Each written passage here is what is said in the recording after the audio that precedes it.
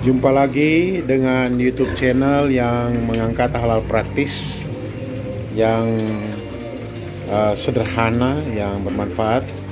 Kembali kali ini saya akan mengangkat berkaitan dengan usaha ternak babi.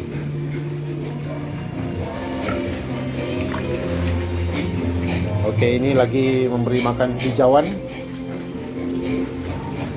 Ini sudah siapkan hijauannya. Ini ternak babi. Anakan babi baru dipindahkan beberapa minggu lalu, seperti video yang lalu. Ya, ini juga. Dan ini sekarang secara khusus saya akan mengangkat pengalaman bagaimana menangani anak babi yang sakit. Kadangkala peternak rugi oleh karena anak babi yang sakit. Biasanya babi usia-usia seperti ini sakitnya atau biasanya terkena serangan sampai mencret, ya. Ada mencret, kemudian tidak suka makan, tidak senang makan. Ya. Nah, bagaimana mengatasi babi yang mencret, tidak suka makan dan bulunya berdiri, kurus dan bulunya berdiri? Menurut pengalaman saya, jadi saya informasikan dulu, peternakan babi ini atau usaha ternak babi yang kami kelola ini sudah dari tahun 2005. Memang skalanya kecil, hanya rumahan seperti yang sudah lalu-lalu saya sampaikan. Ini semua bagian dari mengisi waktu rekreasi atau menyalurkan hobi, tetapi juga mengisi waktu pulang kerja capek. Kandang babi ini menjadi tempat yang enak sebagai tempat rekreasi lah, begitu. Ya, ini babi-babi yang saya posting lalu. Dan sekali lagi pakannya ini kami hanya pakan ini ampas tahu dan dicampur dengan bubur beras jagung. Ini bubur beras jagung. Nah, saya kembali kepada apa yang saya sampaikan tadi, bagaimana menghadapi atau mencegah atau mengatasi anak babi yang sakit, biasa mencret dan kurus, tidak suka makan.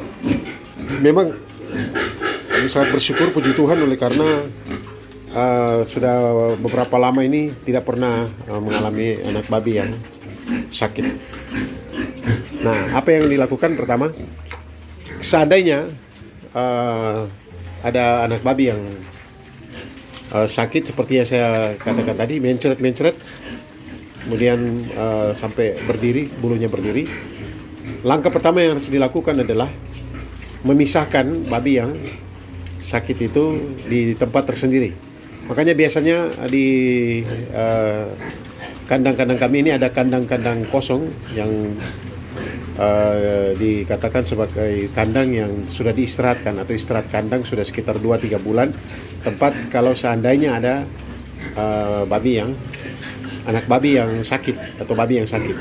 Karena kalau ada satu yang sakit, maka teman-temannya akan membuat dia tidak bisa makan, bahkan mungkin akan menggigit, menyeruduk, dan akhirnya menambah parah kondisi babi dan bisa-bisa sampai mati. Jadi langkah pertama adalah memisahkan di kandang tersendiri.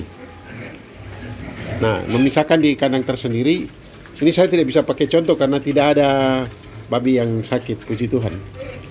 Nah, seandainya ini sebenarnya kandang ini tempat untuk memisahkan babi-babi yang sakit, tapi ini tidak ada, sudah lama, sudah cukup lama, dengan pengalaman yang akan saya bagikan. Jadi pengalaman itu pertama itu pindahkan, yang kedua kandang harus kering, harus kering.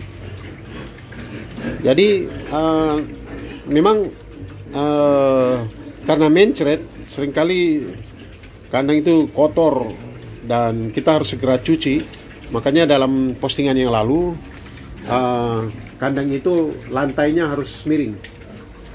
Lantainya harus miring ke arah lubang pembuangan air supaya cepat kering. Jadi syarat utama itu kering. Nah, setelah sudah kering, jadi kita beri makanan, lebih banyak memberikan makanan hijauan. Secara khusus yang saya gunakan, hijauan yang saya gunakan kalau babi mencret adalah ini, daun pisang. Tapi daun pisang yang masih muda, yang masih yang pucuk.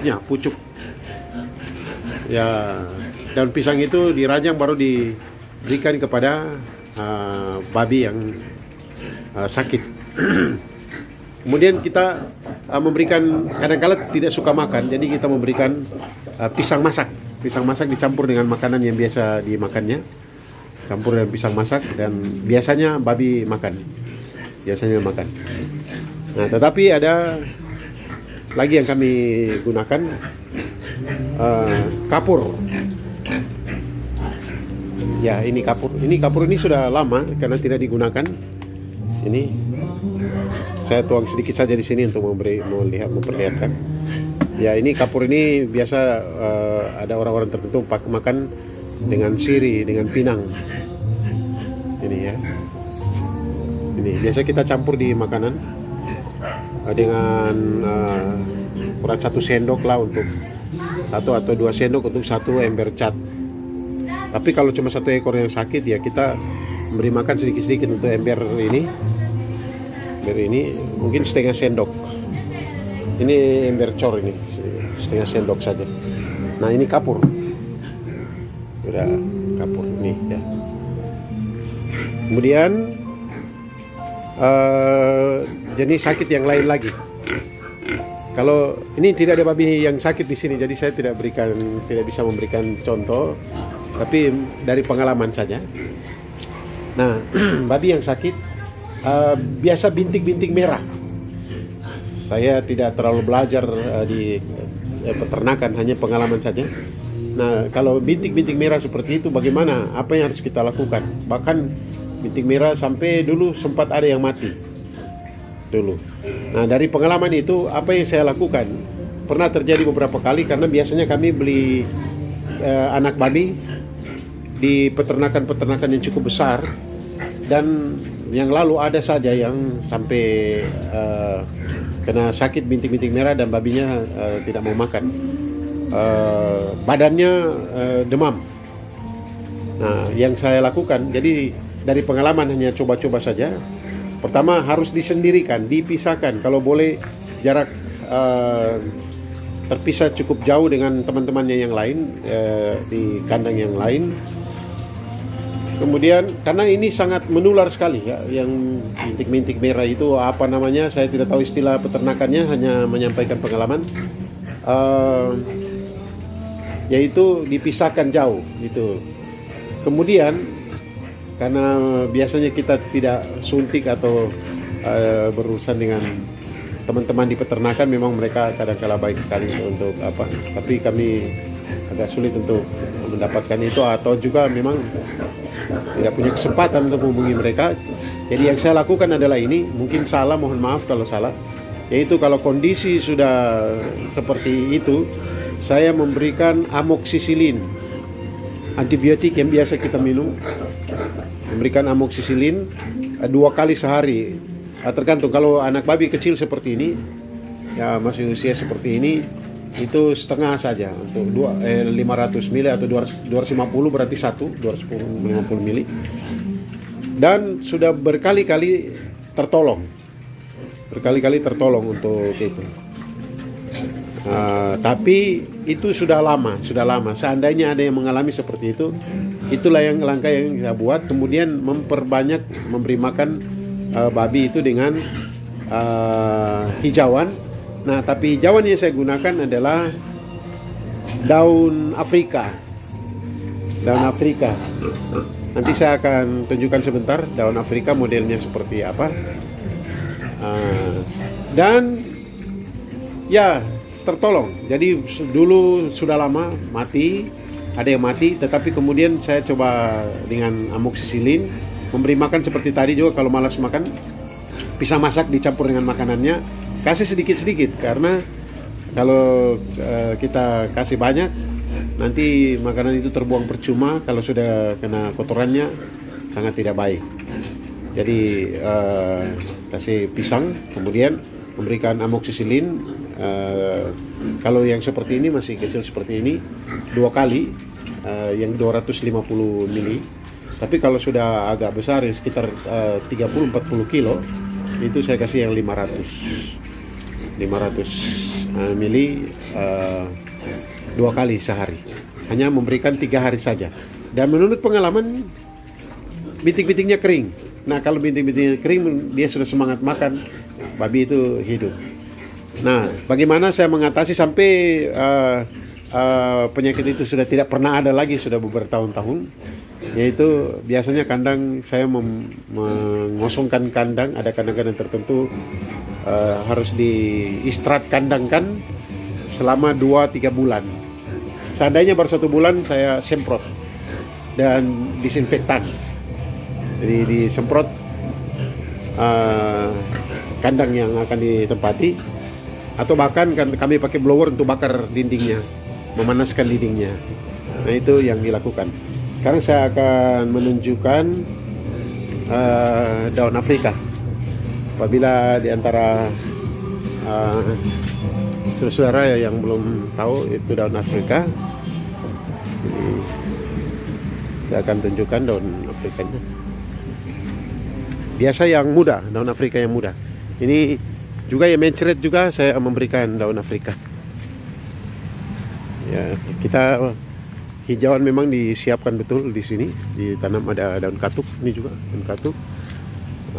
Kemudian ini kelor, ini kelor ini dia sudah meranah. Ya, ini daun Afrika. Saya ditanam banyak-banyak ya daun Afrika.